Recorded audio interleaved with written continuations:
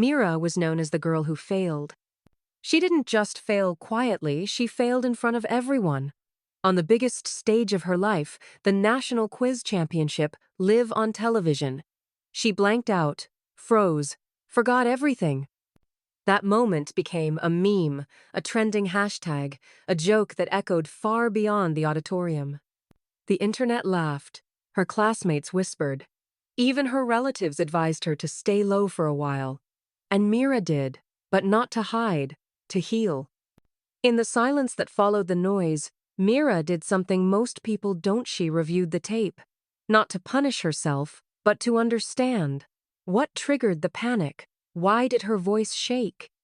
What did she fear more, the failure or the people watching? She realized something powerful. It wasn't her memory that failed her. It was her belief in herself. And that was fixable. She started reading again, not for a prize, but for passion. She took speech therapy, not because she was weak, but because she was brave enough to fix what scared her. She volunteered at schools, teaching younger kids how to manage fear, how to breathe through anxiety, how to speak even when your voice shakes.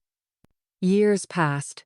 Mira stayed quiet publicly but grew massively privately. She studied psychology. She wrote a book. She launched a podcast called Fail Forward, interviewing people who had publicly stumbled and spectacularly risen. Then came The Invite, the same quiz show now 8 years later.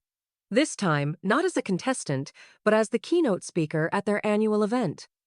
As Mira stepped onto that stage now, filled with applause instead of pressures, wasn't nervous. She was ready. She didn't talk about facts or figures. She talked about something more powerful, the courage to rebuild quietly, the strength it takes to be laughed at and rise anyway. Her story became a movement. Because somewhere, in every school, office, or home, there's someone who failed publicly and was told to move on.